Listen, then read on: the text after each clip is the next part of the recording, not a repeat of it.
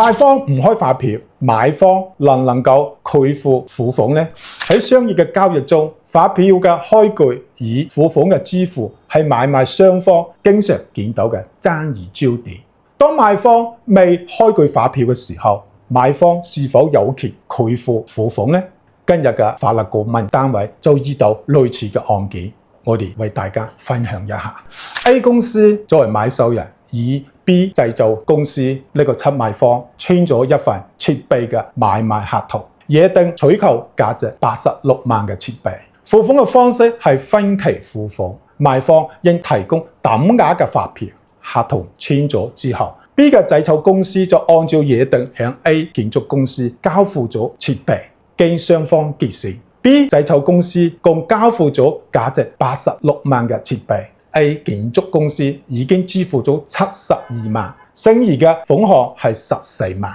但係咧 ，A 公司咧以 B 製造公司未全額開具發票為由，拒絕支付剩餘嘅款項。呢個 B 製造公司就起訴到法院啦，要求支付剩餘嘅設備款同埋相應嘅利息。法院認為，根據民法典嘅規定，出賣方嘅只給付義務係向買方交付標的物或者提取標的物嘅單證，並且轉移標的物嘅所有權。買方嘅只給付義務係支付付款，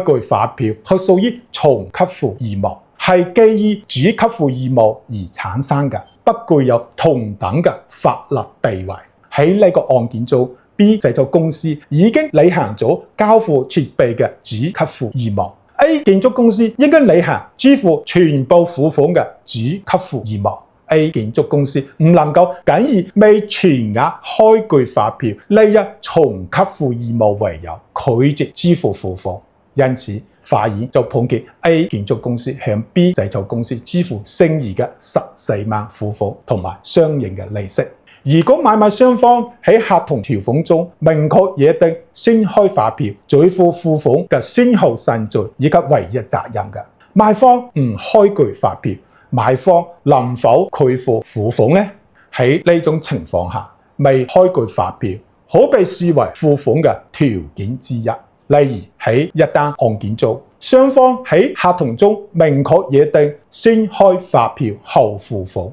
法院就認為啦，雖然開具發票嘅義務並非合同嘅主要義務，但係雙方嘅約定應受到尊重，因此買方喺賣方未開具發票嘅情況下，有權拒絕支付付款。